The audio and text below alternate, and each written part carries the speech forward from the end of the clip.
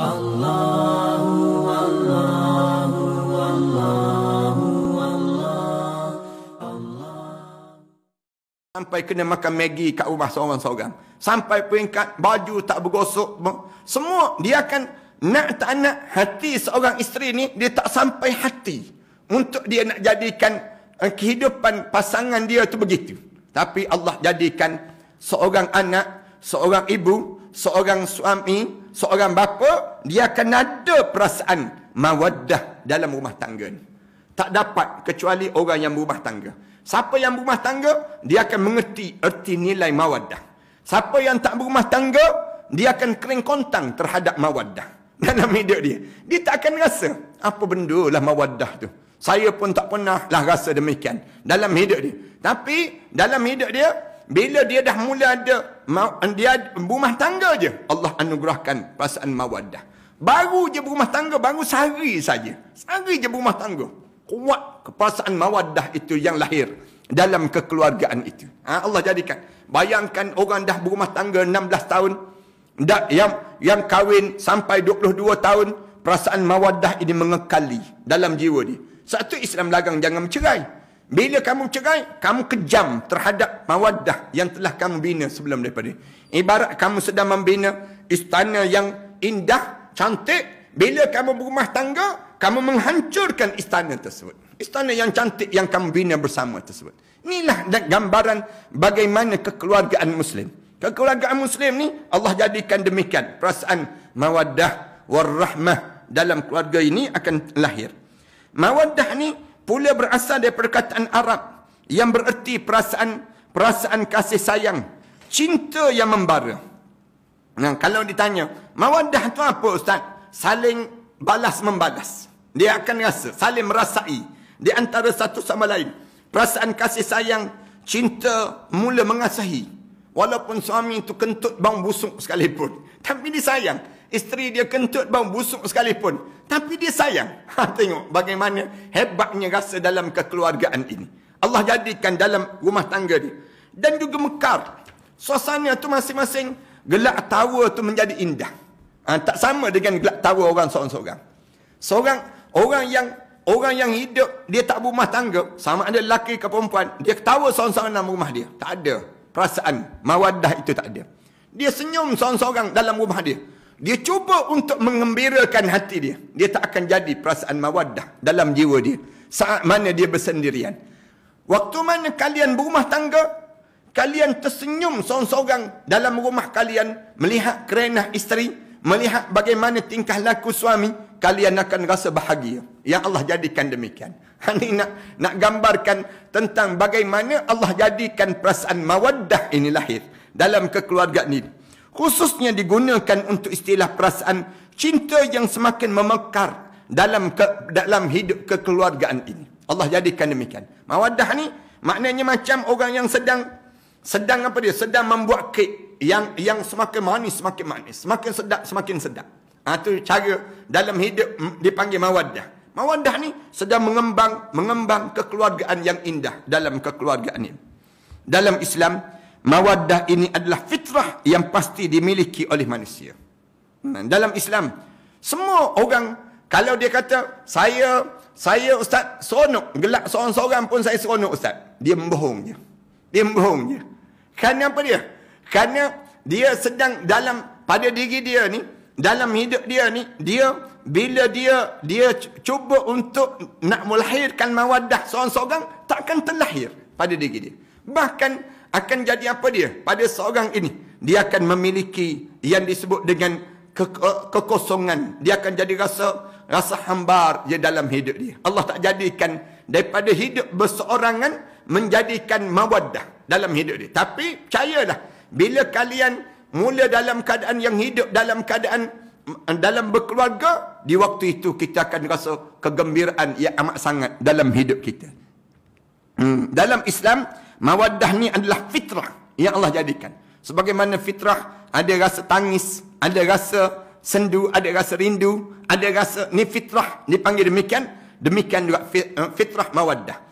Maknanya dalam bahasa yang mudah, mawaddah ni tak akan lahir kecuali mesti berpasangan. Itu bahasa yang mudah. Selagi mana kalian seorang, kalian tak akan dapat nikmat mawaddah. Kalian ceritalah macam mana pun hebat. Tapi kalian hidup dalam keadaan seorang-seorang, bila hidup kalian seorang-seorang je, kalian tak akan rasa betapa rasa nikmatnya perasaan mawaddah. Berumah tangga, kalian akan rasa terus. Allah, nikmatnya dalam kekeluargaan ini. Allah jadikan demikian. Dia akan terlahir demikian. Bila kita nak tidur, tengok sebelah ada isteri, ada suami. Nikmat Allah sajalah yang tahu. Yang waktu itu, mulut akan sebut. Dia panggil, mulut akan sebut terus. Alhamdulillah, aku dijodohkan dengan orang ni. Alhamdulillah, aku dijodohkan dengan seorang hamba Allah ini. Dalam hidup kita, mesti kita akan terkeluar kataan demikian. Kenapa? Kerana perasaan mawaddah itu lahir. Daripada apa dia? Daripada kalimah Allah yang dia akad nikah. Waktu mana kita akad nikah tu, kita sebut nama Allah. Waktu mana kita sebut nama Allah, kita guna Allah untuk menjadikan halal yang diharamkan oleh Allah. Belum ni nak sentuh suami isteri, lelaki perempuan tak boleh. Lelaki perempuan belum berumah tangga. Bila dah berumah tangga, sentuh tu menjadi indah dalam hidup kita. Allahu Akbar. Banyak lagi lah. Cerita pun tak guna. Kecuali orang yang dah berumah tangga. Siapa yang berumah tangga, dia akan tahu betapa Allah menyayangi kita, dengan Allah menyuruh kita untuk kita berpasangan dalam hidup kita. Itu cara demikian. Dalam Islam, mawaddah ini adalah fitrah yang pasti dimiliki oleh manusia. Muncul perasaan cinta yang menggebu. Saya istilahkan demikian. Cinta mula mekar dalam kekeluargaan dia. Rasa sayang pada anak kita kan. Anak kita tu, dia berpeluh. Bang, badan dia tu bang. Hangit, tengit. Tapi waktu mana dia tidur, dengkuran dia tu bunyi sah-sah. Kita pergi cium. Cium dia di atas dahi dia. Cium di atas, di ubun-ubun kepala dia. Walaupun dia bau sebegitu, tetapi kita rasa indah. Allahu Akbar. Seronoknya kita ada zuriat, dia panggil. Ni nak sebutnya dengan anak. Suami isteri sama juga. Isteri kita tu penat. Bau hangit. Kenapa dia? Kerana masak kat dapur. Dia dengan baju-baju dia bang. Tapi bila kita jadi suami ni, pegang ubun kepala isteri tu, cium di atas ubun kepala isteri tu, walaupun bau hangit, rasa nikmat. Allahu Akbar. Seorang suami yang bau badan, balik ni bau tengik, bau badan. Isteri ni ambil baju suami, buka baju ni, cium tu badan suami ni. Nak sebutnya, bau macam mana pun dia cium. Di waktu itu, perasaan apa yang ada? Perasaan mawaddah yang timbul dalam hidup ni. Ini nak sebut gambaran bagaimana indahnya. Kalau kita dengan anak kita ni, kita akan rasa demikian. Cucu sama juga kita, cucu kita. Macam mana pun dia. Yang bila saya tengok nenek-nenek yang atuk-atuk ni, cucu ni, mulut dia bercomok dan macam mana pun datang peluk cium. Cucu ni sendiri. Perasaan mawaddah dipanggil demikian dalam hidup. Ini kerana hal-hal ataupun aspek-aspek tertentu seperti kecantikan dan ketampanan pasangannya. Yang Allah jadikan. Boleh jadi kerana cantik isteri kita. Kita lepas semayang, tengok isteri kita. Alhamdulillah, aku ada isteri dalam hidup. Dia jadi demikian. Lepas pada kita balik ke rumah, kita tengok isteri kita senyum je buka pintu. Kepulangan kita. Perasaan tersebut lega. Allah sajalah yang tahu. Nikmatnya, alhamdulillah, dalam kekeluargaan kita. Beza kan? Orang yang buka-buka pintu, kosong je. Tengok keras je. Yang disebut dengan sofa dia keras. Kemudian bunga dia keras. Kemudian dapur dia keras. Keras, tak ada apa-apa. Tak ada nilai, dia panggil. Rumah dia pun bang badan dia je. Tu badan dia. Keluarga dalam hidup dia. Kosong je dalam hidup dia. Tak ada perasaan mawaddah itu sebut. Kepribadian, kedudukan dan hal-hal lain yang ada pada pasangan ataupun manusia ciptaan Allah. Allah jadikan. So itulah dalam Islam. Ada kriteria pemilihan pasangan yang digariskan bertujuan membimbing kita mencari pasangan sehingga mewujudkan rasa mawaddah, cinta di dalam hati kita. Sebab tu nak sebutnya pada diri kita ni, bila kita dah berumah, bila kita nak berumah tangga ni, Islam dia tulis, kena buat macam ni, kena buat macam ni, Kena buat macam ni dalam pasangan hidup supaya bila kita dapat yang pasangan macam ni pada diri kita ni, menyebabkan akan lahir perasaan mawaddah itu dalam kekeluargaan kita. Nak gambarkan pada diri kita. Bagaimana pula nak kekalkan rasa mawaddah ini kepada pasangan hidup kita? Kita akan tanya. Hari itu Ustaz, macam mana nak kekalkan mawaddah ni Ustaz dalam kekeluargaan ini? Usahalah pada kita. Kadang-kadang kita hanya mikirkan apa yang kita suka dan apa yang kita tidak suka. Sedangkan perasaan pasangan kita dikesampingkan. Yang ni silap. Nak kekalkan perasaan mawaddah ni, saling bertolak ansur lah dalam kekeluargaan. Saling kena berlapang dada. Jangan kita nak cara kita aja dalam hidup kita. Kena ada juga pada diri kita ni yang disebut dengan yang kehendak pasangan kita. Jangan kita guna kuasa witu. Suami kan, misal contoh. Suami ni, dia nak buat cara dia je dalam keluarga. Abang nak macam ni, abang nak macam ni. Dia sebut ada isteri dia. Semua dalam rumah dia tu, dia nak cara dia. Keras dalam kekeluargaan itu. Akhirnya, perasaan mawaddah itu makin pudar dan makin pudar. Dia akan jadi demikian. Tapi, bila si suami ke, isteri ke, saling bertolak ansur. Jangan kita fikir ni yang kita nak je. Fikir sama yang pasangan kita nak macam mana. Makan, saya buat contoh makan. Janganlah masakan kita je yang kita nak masak style kita je. Cuba jangan sekali kita tanya pasangan kita nak makan apa. Pasangan kita ni, dia ada taste dia juga. Dia ada perasaan dia juga. Perasaan dia nak makan macam mana. Demikian juga kita pakaian. Jangan kita pakai cara kita je. Tetapi tanya juga pasangan kita. Nak suruh kita pakai macam mana cara dia. Yang dipanggil demikian. Ini dipanggil untuk mengekalkan mawaddah dalam kekeluargaan ini. Bila kita dapat. Jangan kita kesampingkan di kalangan pasangan kita tu, jangan. Kerana dalam hidup kita, jangan kita fikir kita je betul. Manakala pasangan kita tak betul. Yang menyebabkan, yang hilang apa dia? Hilang mawaddah dalam kekeluargaan. Yang ni yang bahaya. Yang menyebabkan berlakunya pertengkaran, lama-lama si pasangan kita bosan. Bosan dengan kita. Tak naklah dengan dia. Lama-lama benda apa yang terjadi? Perasaan mawaddah tu dah hilang. Pudar sedikit demi sedikit. Sepatutnya rumah tangga ni lagi lama lagi besar mawaddah. Tapi dia pula dalam keadaan yang lagi lama lagi mengecil. Perasaan mawaddah itu. Yang tu bahaya. Jangan demikian. Para hadirin sekalian, bila dalam berkeluarga, kita diajar supaya bila kita berkeluarga ni, kita membesarkan perasaan mawaddah. Rasa kasih sayang kita ni. Pada diri kita ni, kita boleh raih kehendak pasangan hidup kita. Kita boleh raih kehendak kita. Dan dia boleh raih kehendak kita. Kita boleh meraih kehendak dia. Itu cara demikian. Dalam hidup kita ni jadi demikian pada diri kita ni. Allahu Akbar. Kemudian sedangkan perasaan pasangan kita dikesampingkan. Sesuaikanlah. Lebihkan pandangan pasangan kita. Maknanya kita, apa yang pandangan pasangan kita tu yang dia nak, lagi mana tak bercanggah dengan syariat Allah, teruskan dalam hidup kita. Jalankan perkara demikian. Saya buat contoh balik kampung lah kadang-kadang. Kadang-kadang orang kita ni, balik kampung, dia nak balik kampung dia je. Balik kampung pasangan dia tak nak. Yang ni tak betul. Tak betul dalam begitu. Bila berumah tangga ni, kena saling raih-meraih lah. Saling berlapang dada lah. Sekejap balik kampung sebelah pasangan kita. Kemudian sekejap balik kampung sebelah kita. Saling meraih, melapangkan dada. Bila begitu, seronok kekeluargaan. Anak-anak ni pun membesar dengan dua-dua keluarga. Sebelah mak pun ada, sebelah ayah pun ada. Keluarga dalam hidup mereka ini. Jika kita menggunakan minyak wangi, gunakanlah wangian yang pasangan suka baunya. Yang Rasulullah ajar demikian. Kalau kita pakai minyak wangi, tanya minyak wangi apa yang pasangan kita suka pakai.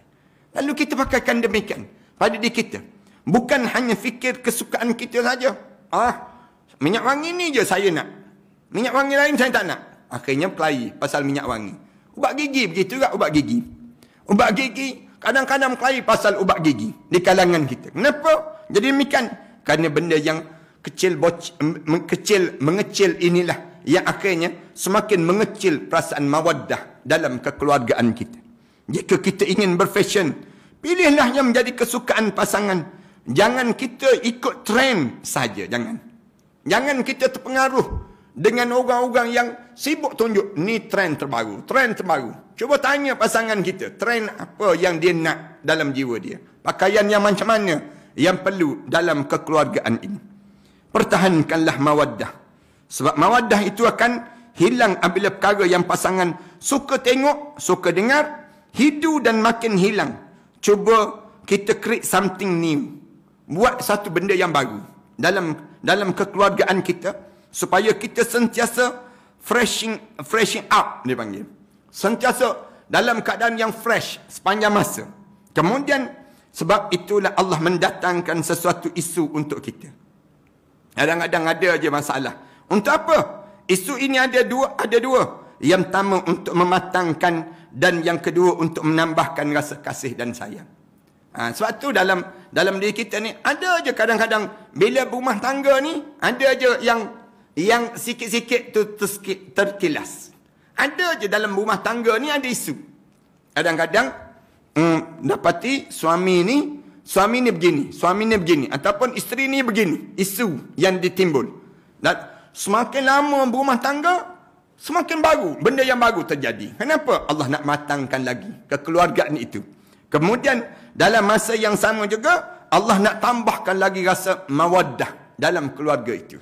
Lepas pada kamu kelahi kan, kamu akan rasa berkelahi itu maksudnya bukan sampai peringkat memukul, tidak. Tapi saling terasa di kalangan masing-masing, kemudian saling memaafkan. Lepas pada saling memaafkan tersebut, minta maaf, saling memaafkan, yang menyebabkan damai rumah tangga itu lebih fresh daripada ini. Dia akan lebih mematangkan dalam kehidupan kekeluargaan kita dan menambahkan rasa kasih sayang. Ia boleh jadi sebagai warna-warni kehidupan kita. Walaupun selalu bergaduh, tetapi bertambah rapat dan mesra, anak pun semakin ramai. Yang hebatnya, bila lepas bergaduh je, kejap lagi sebulan dua, keluar pula anak dipanggil. Musim-musim lockdown pun sama. Nak sebutnya demikian. Dalam hidup kita. Dalam hidup di kita ni berkelahi, makan Maggi, tahu-tahu 2-3 bulan lepas itu keluar anak pula. Mengandung pula dah dia sebut. Gaduh-gaduh menjalankan katakan. Gaduh-gaduh manjalah katakan. Bayangkan kalau kehidupan harian kita sama saja. Tak ada perbalahan. Sudah pasti akan timbul rasa jemu. Tapi jangan gaduh tiap-tiap hari. Tiap-tiap hari baling periuk.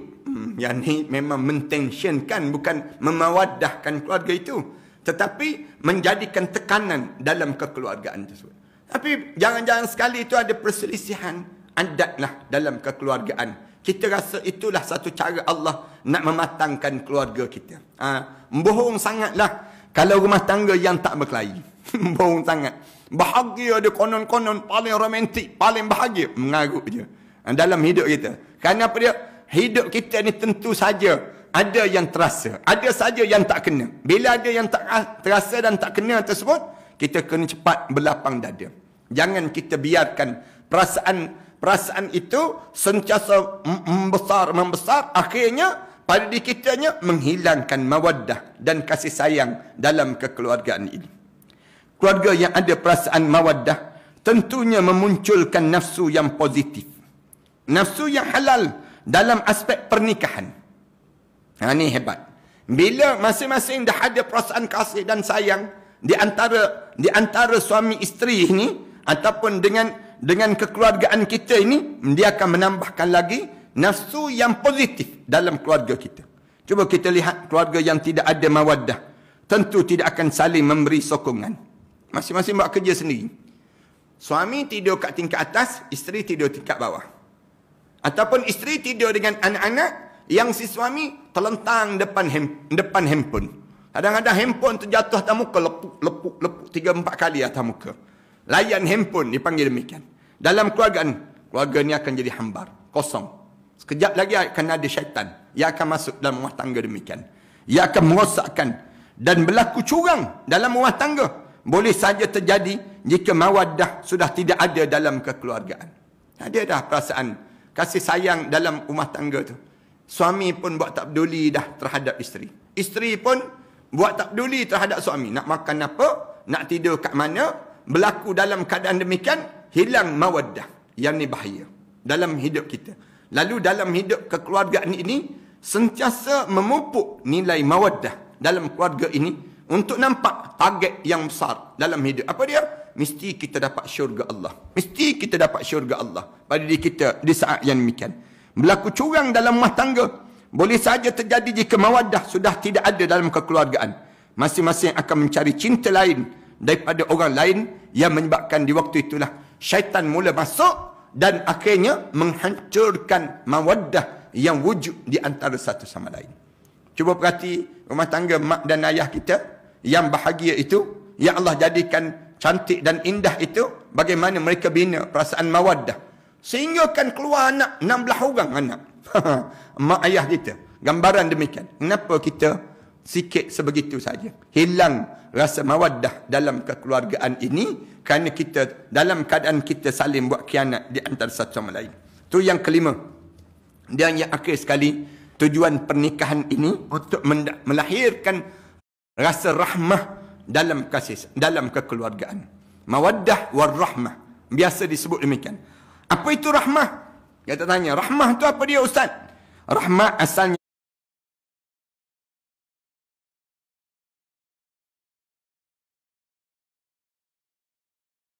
bahasa Arab yang bermaksud rahmat, kasih sayang, simpati, keramahan, toleransi, rezeki dan kurnia yang Allah kurniakan pada kita. Rahmah.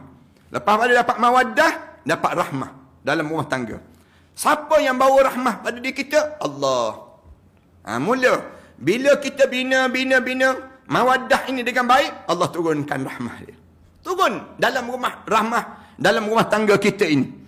Rahmat terbesar tentu berasal daripada Allah. Allah yang bagi rahmat ini turun dalam rumah tangga. Bila kita dah jaga dah, berkelahi sekejap, tak sampai 3 hari, dah minta maaf. Isteri minta maaf dah. Saya minta maaf bang, katanya isteri. Kemudian saling suami pula, saya maafkan. Saya tak nak dendam. Saya tak nak lama rumah tangga kita berkelahi. Ini dia sebut demikian. Anak-anak saling gelak ketawa, solat berjemaah dalam kekeluargaan kita musim-musim PKP begini. Rahmat Allah turun, mencurah-curah dalam rumah tangga itu. Bayangkan orang yang tak berumah tangga. Rahmah mana nak turun? Rahmah mana yang nak turun dalam rumah tangga? Yang orang yang biarkan hidup dia seorang je, lonely. Seorang, kontang-kontang.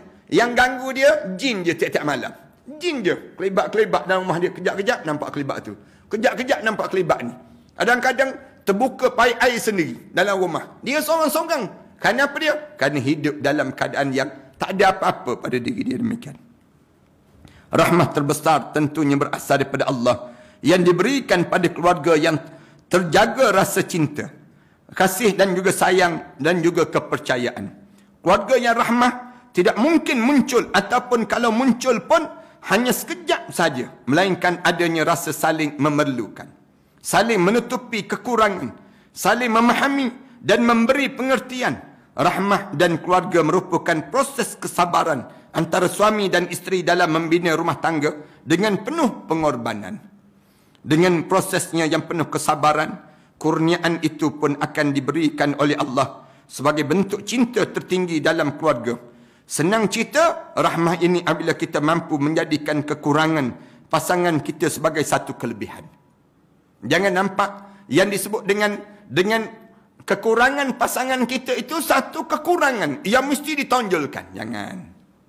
Bila kalian dapati ada kekurangan di kalangan pasangan hidup kita, di situ yang kita nampak kita mempunyai kelebihan untuk menjadikan rahmah Allah tertarik ini. Isteri kita yang tak pandai masak kan, jangan lekeh-lekehkan dia. Di sebalik tak pandai masak dia tersebut, di situlah pahala yang perlu kita ada untuk diri dia. Apa dia? Rasa kasih dan sayang pada dia. Tolong dia masak. Jom. Hari ni kita nak masak yang ni. Kita cuba masak. Dan kita nampakkan kekurangan dia itu merupakan kelebihan yang Allah bagi. Lalu kita ambillah kekurangan tadi, kemudian kita baiki. Akhirnya kita akan dapati dia di antara orang yang dilebihkan dan diberi pemberian rahmat Allah untuk diri dia. Allah akan suka dengan rumah tangga yang demikian. Kita menganggapnya sebagai satu ladang amalan untuk kita bercucuk tanam dan akhirnya menuaikan hasil. Nampak kelemahan kat mana? Isteri kita tak pandai nak kemah rumah. Di situlah kita susun dia untuk dia kemah rumah, kita atur dia ilmu beberapa ilmu, dan isteri pula ambillah peluang untuk belajar dengan pasangan dia. Maka di waktu tersebut kita akan dapat yang disebut dengan kelebihan itu merupakan satu keuntungan untuk pasangan masing-masing. Suami nampak malas bekerja. Di situlah tempat ruang yang seorang isteri yang membuka ruang untuk suami dia. Abang buat macam ni, abang buat macam ni, abang buat macam ni, yang menyebabkan akhirnya nak sebutnya gambaran Allah bagi kelebihan yang besar yang Allah kurniakan dalam kekeluargaan masing-masing. Dan akhirnya menuaikan hasil. Jika tidak di dunia, insya-Allah di akhirat kelak Allah akan kurniakan kelebihan yang tersendiri. Dan akhir sekali pada muka surat 12 dalam kitab ini saya susun mengenai doa Nabi Zakaria agar mendapat zuriat dan mendapat jodoh. Ni siapa yang susah nak dapat jodoh, baca doa ni. Rabbi la tazarni fardan wa anta khairul warisin. Wahai Tuhanku, jangan kamu biarkan saya hidup bersendirian dan kamulah sebaik-baik pemberi waris dalam hidup aku ya Allah. Baca doa ni dalam doa Nabi Zakaria alaihissalam. Kemudian dalam masa yang sama juga yang tak dapat zuriat, baca doa ni juga. Rabbi la tazarni fardan wa anta khairul warisin. Wahai Tuhanku, jangan kamu biarkan aku ni bersendirian tak dapat zuriat. Jangan biarkan aku ni hidup dalam keadaan bersendirian tak dapat zuriat. Maka aku nak ya Allah, kamulah yang sebaik-baik pemberi zuriat dalam kehidupan ini.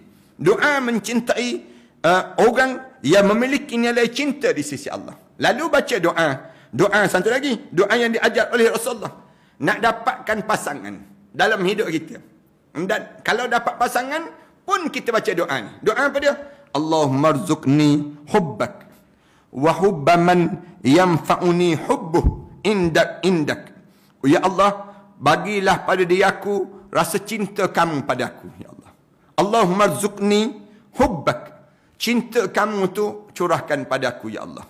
Wa hubba man yanfa'uni hubbuhu indak, dan tolong bagi padaku seorang yang dia bila aku mengenali dia semakin menambahkan rasa cintaku pada kamu ya Allah.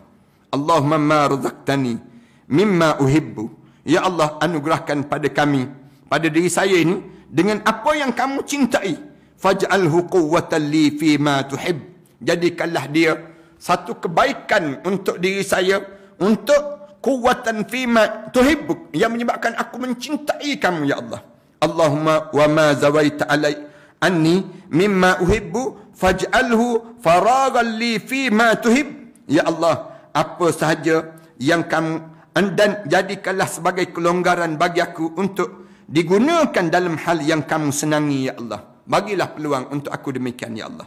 Tuan-tuan yang ingin memiliki kitab ini, tuan-tuan boleh terus ke talian, sama ada talian 019-577-6306 di antara kitab yang kita keluarkan ini, dan tuan-tuan boleh miliki. Nipis je kitab ni, tapi bila tuan-tuan baca dan tuan-tuan ulang dan ulang, tuan-tuan akan dapat nikmat. Allah sajalah yang tahu. Saya berkongsi dalam suasana yang ringkas ini untuk tuan-tuan miliki kitab-kitab yang sebegini. InsyaAllah mudah-mudahan tuan-tuan boleh dapat manfaat. Tuan-tuan tengok dalam matanmat.com pun ada, ataupun tuan-tuan terus ke dalam Shopee pun saya dipahamkan demikian, Matan Publication.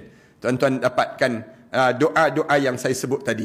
Mudah-mudahan tuan-tuan ulang baca doa ni. Bila tuan-tuan nak kena baca doa ni, terutamanya doa yang dapatkan jodoh yang baik ini, tuan-tuan baca sebelum mana subuh. Tuan-tuan baca dengan penuh penghayatan. Baca doa sungguh-sungguh. Bila kita baca doa yang sungguh-sungguh ini, mudah-mudahan Allah kurniakan. Yang tak ada jodoh lagi, Allah dapatkan jodoh. Mana-mana yang sudah dijodohkan dan dah berumah tangga, kalian akan dapati perubahan hidup dalam kekeluargaan kalian. Kalian baca doa-doa. Ya Allah, tolong bantu aku ya Allah, agar aku mendapatkan kedudukan yang terindah di sisi kamu ya Allah. Doa dengan mengalir mata. Baca penuh perasaan. Allahumma rzuqni hubbak. Wa hubba man yanfa'uni hubbuh indak. Allahumma ma razaqtani mimma uhibbu. Faj'alhu quwwatan li fima tuhib. Allahumma wa ma zawaita anni mimma uhib. Faj'alhu faragan li fima tuhib. Baca dan baca. Mudah-mudahan Allah jadikan doa-doa sebegini menjadikan keluarga kita menjadi keluarga yang penuh dengan mawaddah warahmah. Allah jadikan kebaikan yang terusan dalam kehidupan kita. Aku qouli hadza astaghfirullah li wa lakum. Wassalamualaikum warahmatullahi taala wabarakatuh. Tuan-tuan, jangan lupa malam ni kita akan bersama dalam satu program yang penting juga. Tuan-tuan jangan lepaskan peluang untuk bersama dalam jam 9 malam, insya-Allah. Saya akan bersama dengan program untuk kita nak tunjuk solidariti kita, kebersamaan kita dalam menentang yang disebut dengan golongan LGBT dan sebagainya, insya-Allah. Kita lakukan demikian. Sahabat yang nak taja, saya nak ucap terima kasih banyak-banyak pada Puan Nur Hanizah dan Fatin Najiha, dan juga ada ramai lagi sahabat-sahabat yang menaja ini, yang menaja kuliah-kuliah ini. Terima kasih. Moga Allah tambahkan rezeki kalian. Dan ada sahabat yang nak turut serta menaja ni, boleh terus ke talian 019 223 9860 yang nak taja kuliah, siri-siri kuliah ini. Kemudian tuan-tuan boleh terus ke Puan Wafa di talian 019 223 9860. Tuan-tuan boleh demikian. Yang kedua, dalam masa yang sama juga, sahabat-sahabat yang nak terus untuk wakaf pembelian bangunan ini boleh terus ke akaun Matan Center tu lah, akaun Matan Center. Tuan-tuan jangan terlepaslah peluang untuk sama-sama wakaf nak dapatkan bangunan ini, insya-Allah. Bangunan, pembelian bangunan untuk Ma'at Tahfiz. Setakat ni pelajar-pelajar menghafal Quran dah habis dah 30 juzuk, mereka nak sambung SPM dan sebagainya, mereka belajar di sini. Kami sewa tempat ini lebih kurang 20,000 sebulan dengan orang bukan Islam.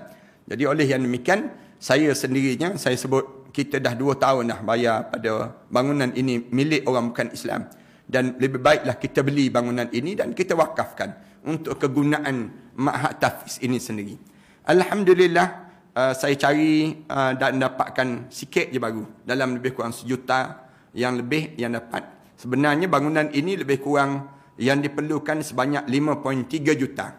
5.3 juta dan saya dah bayar dah 500,000, baki lagi lebih kurang 4.8 juta, dan saya ada yang dalam tempoh yang cari ni kita dapat dalam 1 juta, kemudian ada baki lagi dalam 3 juta lah yang diperlukan. Kalau tuan-tuan yang di kelapangan rezeki, sahabat-sahabat yang nak berwakaf dan sebagainya, bolehlah terus di talian 013-617-1941. InsyaAllah. Mudah-mudahan Allah jadikan kebaikan bertambah pada kita semua.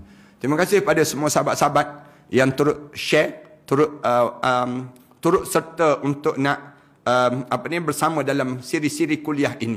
Saya mohon maaf banyak-banyak yang baru masuk dan sebagainya. Dan walau mana sekalipun, boleh terus tengok dalam YouTube. Tuan-tuan boleh subscribe dalam YouTube, ataupun tuan-tuan boleh tengok dalam Facebook. Dan Facebook, untuk pengetahuan tuan-tuan, saya di shadow ban sejak daripada peristiwa Palestin, kerana saya post tentang Palestin itu menjadi kemarahan pada Facebook. Jadi oleh yang demikian, saya di shadow ban, sehingga kan ramai tak dapat notification. Dan saya diberitahu demikian, yang tak di notification tersebut. Kemudian saya di sekat, banyak ruang-ruang di sekat ini. Tapi saya teruskan juga siri-siri kuliah ini. Bila kalian boleh share, pakat-pakat share, maka dia akan tembuslah sikit demi sedikit. Walaupun setakat ni kita berusaha lagi. Berusaha insya-Allah. Kita akan cari jalan bagaimana untuk dapatkan kuliah ini terus dalam keadaan sampai pada semua di kalangan kita. Dan ada lagi nama-nama yang tak keluar tersebut. Nama-nama ni tuan-tuan, bukan tujuan untuk sombong, bukan tujuan untuk nak di kalangan kita ni nak menunjuk-nunjuk, tidak. Tapi nama-nama ni dengan tujuan tuan-tuan tolong baca doa. baca doa sama. Saya baca doa, tuan-tuan baca doa.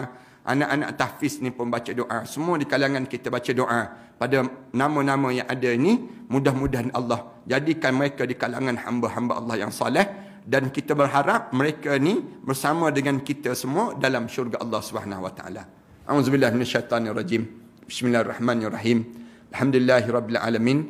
Wassalatu wassalamu ala rasul amin wa ala alihi wa sahbihi ajma'in.